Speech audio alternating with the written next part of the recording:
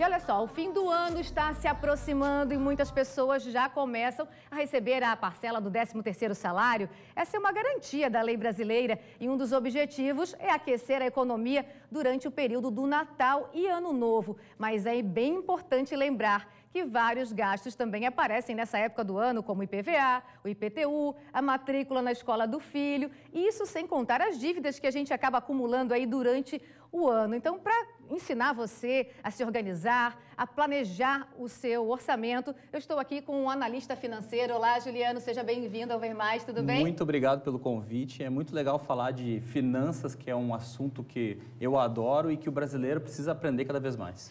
E aquela pergunta que não quer calar. 13º na conta, a gente fica empolgado quando vê aquele saldo mais alto que o normal. Faz o que com o 13º? Paga a dívida, já adianta os presentes de Natal, pensa no IPTU? Eu tenho falado para o pessoal para a primeira coisa respirar. Respira e planeja. Você tem que começar a pensar o que você vai fazer com o dinheiro para justamente não gastar no impulso. Porque no impulso, normalmente, a gente toma as piores decisões.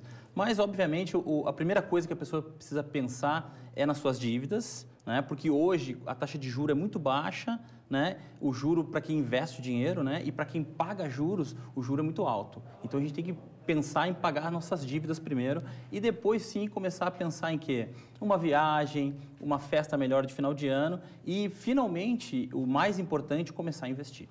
Juliano, a nossa equipe foi às ruas para escutar o nosso telespectador, né? O que eles estão pensando, como eles pensam em gastar o 13º. Vamos ver. O que tu pensa em fazer com o 13º? O que tu já pensou? Juntar para construir a minha casa agora, para já dar uma força já na construção da minha casa. Tudo. Eu planejo colocar ar-condicionado no meu carro. Isso. O 13º no fim do ano, como é que é? É bom, muito ótimo. É muito bom. Geralmente tu pensa em fazer o quê quando tu recebe esse dinheirinho? É sempre uma coisa a mais, assim, é isso?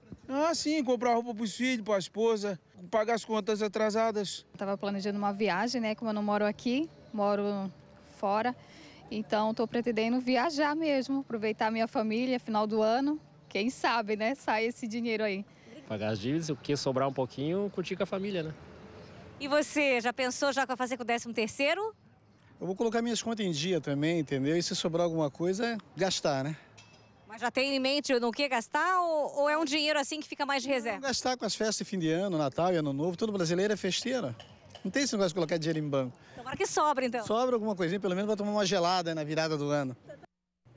E você que está assistindo agora, o Ver Mais, mande pelo WhatsApp o que você pretende fazer com o seu 13º. Do jeito que as pessoas estão falando ali, vou pagar dívida, vou comprar roupa para a esposa, para os filhos. Parece que o 13º é bem gordo, né? A gente deve pensar no quê primeiro? Eu acho que o importante é escolher a dívida com juros mais altos, que é o mais importante. Normalmente é o quê? Cheque especial e cartão de crédito, que são as dívidas mais caras, né? Deixe por último o consórcio, o financiamento imobiliário, deixe por último. Pense primeiro nas dívidas caras, aquelas que viram bolas de neve. Né? E eu tenho dado a dica para muita gente que, puxa, tenta não viajar esse ano, viaja para o ano que vem. Se você vai deixar o 13º, usar o 13º para pagar a viagem desse ano, é porque você já não se planejou para fazer a viagem. Né? Então, guarde essa reserva para pensar na viagem do ano que vem e, quem sabe, montar uma primeira reservinha de emergência, porque a gente tem contratempos no nosso dia a dia e a gente tem que cuidar para ter um certo dinheiro para esses contratempos durante o ano que vem e justamente a gente não gerar dívidas, não criar dívidas e não terminar 2019 como está terminando 2018. E essas dívidas, né, Juliano, que aparecem a mais no fim do ano, como o emplacamento do carro, o IPTU, a matrícula do filho na escola... Na verdade, a maioria não tem um planejamento para pagar essas dívidas, né? Aí quando surge o 13º também é uma opção. Perfeito. E não termina no final do ano essas dívidas.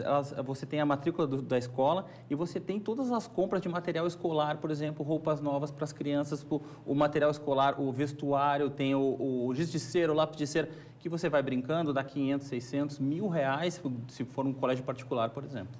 Não tem problema a gente repetir uma roupa no Natal, no Ano Novo. Não necessariamente precisa ser uma roupa nova, né? A gente pode dar uma guardadinha nesse 13º. É como ele falou, o brasileiro ele é festeiro por natureza, mas a gente pode começar a mudar um pouquinho a nossa cultura de começar a ter um mínimo planejamento para que a gente viva com mais tranquilidade no ano que vem. Não é aquela questão de ser o chato, que, puxa, mas eu não vou me divertir, não vou beber a cervejinha, como aquele senhor falou. Não, você vai se divertir, mas você pode, se planejando antes, ter uma vida mais tranquila em 2019. E lembrar também que o 13º não é o seu salário cheio, né? Tem desconto também, porque às vezes você recebe R$1.000 por mês, pensa que o 13º vai vir o valor cheio, tem que fazer esse cálculo também, né? Para saber mais ou menos quanto você vai receber e não se empolgar antes da hora. Não, e tem muitas pessoas que recebem o 13º parcelado também, uma parte em abril, uma parte em novembro, né? Tem gente que já recebeu metade do 13º e agora não vai ser um salário cheio, vai ser uma metade do salário, fora os impostos, porque é um mês onde a gente ganha mais, muita gente troca de alíquota de imposto. Juliane, tem uma parcela da população que não tem dívidas. E que dicas a gente pode dar para essas pessoas? Esse pessoal que já passou pela primeira fase de não ter dívida, né, tem que começar a pensar na sua previdência, pensar na sua aposentadoria. Esse ano, por exemplo, o Paulo Guedes, que foi falado agora há pouco, ele disse que vai fazer uma reforma da Previdência, vai tentar passar uma reforma da Previdência. E as previdências, para quem é mais jovem, elas vão ser piores, provavelmente, do que elas são hoje. Todo mundo tem que começar a fazer uma previdência privada. Um complemento do que vai ganhar no INSS quando se aposentar. E isso pode acontecer com R$100 por mês. Com R$50 por mês, você consegue encontrar um bom plano de previdência privada que tenha baixas taxas de administração e que não tenha taxa de carregamento, que é um dos termos que são usados para os fundos de previdência. Juliana, obrigada por enquanto.